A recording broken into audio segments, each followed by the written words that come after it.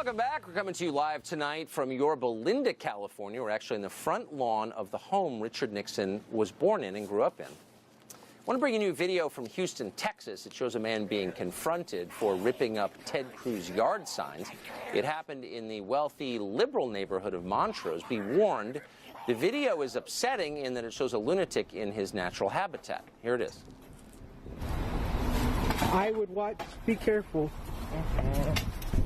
You know, I have bought 100 of these. I'm about to put more out. Cool. All right. Well, I'll feel better about this. I hate Ted Cruz. I hate Ted Cruz. I hate Ted Cruz.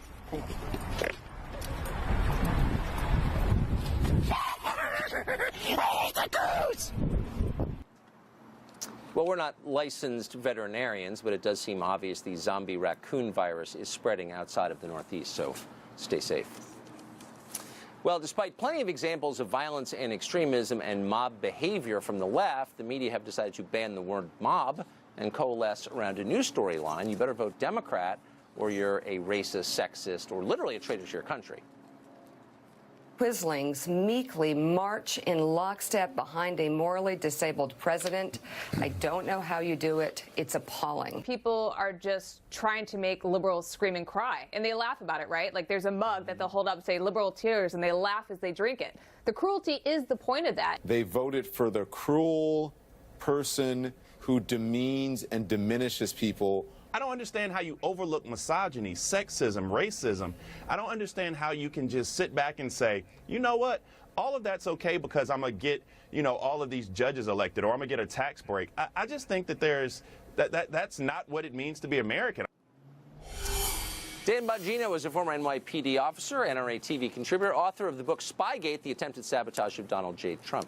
Dan, thanks a lot for coming on tonight. There's been a shift. So Trump got elected, obviously shocked and horrified a lot of people in Washington and New York. But they, for a while, decided to attack him and not the tens of millions of people who voted for him, not the whole middle of the country. Now they are. Now the idea is it's not just Trump who is bad. It's anyone who might support Trump is bad.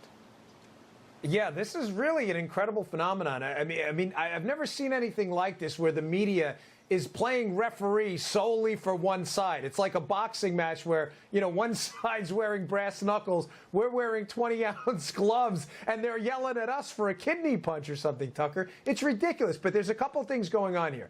Number one, the leftist freak out is basically due to their coin of the realm is state power. And when they lose state power, they're takers, right? They can't take your money, they can't take your health care. They don't have anything else but aggression, right? Now, the media polices that on the right. Matter of fact, the media even makes up stories about. Was that commentator you showed us, was she even serious? She's worried about a mug that says liberal tears while Antifa's beating the snot out of people in the street. I'm serious. Is that a serious comment? Like a mug that says liberal tears while there's actual people getting the crap beaten out of them in the streets. It's absurd. I want to show you a piece of tape we just got. I think it's from Portland, Oregon. Otherwise a beautiful city, I have to say. Watch this. Why are you trying to block me? I'm trying to walk here. I obey traffic signals. You're a snarky little idiot. Shut the up. Try something. I'm not going to punch you. I'm not like your husband. I'm not going to punch you. I'm not married. I'm not like your boyfriend or your cop boyfriend who's going to knock you out, so don't worry. My husband died in 9/11. Good for him. Good. Good. Those NYPD were a bunch of sodomizing immigrants with their bully sticks. So yeah, your husband probably should rot in the grave. He doesn't know her. She's wearing an NYPD hat, so he starts screaming at her. My husband died on 9/11, she says. Good, he says. What's going on here? Tucker, Truck 7 of the Emergency Services Unit, the NYPD, was in the precinct I was in the 75th precinct when I was a cop. They lost multiple members running in those buildings on 9/11 to save people's lives. And this piece of human filth, this disgusting, savage animal, has the gall to say this to this woman who may have lost a loved one there on 9/11. I mean, this is grotesque behavior. And Tucker, you and I both know darn well And thankfully so, that if that was some conservative from some Tea Party group who had done that to a liberal, he would be banned from any news channel, any Republican group, and polite conversation from now until eternity. Where is the left speaking out with a collective voice? As you pointed out before, they used to be the party of civil liberties, right? Saying this kind of stuff is not welcome. Yep. Let's get back to ideas. And the media has a role in this too, which they've entirely abandoned. It does seem the closer we get to an election, the more united the press becomes in its mission, which is to carry water for the Democratic Party. I mean, all the kind of pretense falls away, and they just basically are running a continuous 24-hour-a-day commercial for the Democrats. Tucker, it's a straight-up power play. It's the reason the immigration argument's covered the way it is as well. This was never about compassion for immigrants. It's not about refugees. This is about votes. They lost votes amongst working-class people, and they're trying to make it up with illegal immigrant votes. This has always been the play. Yeah. If they cared, they'd be concerned about the tens of thousands of Americans dying every year of drug ODs, but they don't. Dan, great to see you. Good to see you, too.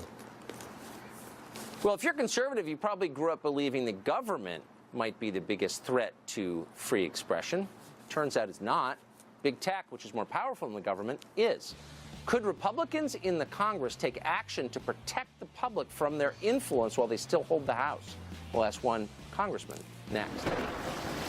Freedom of speech is under threat in this country because the people who hold power have stopped seeing the value of it and other constitutional rights, not to mention the Constitution itself.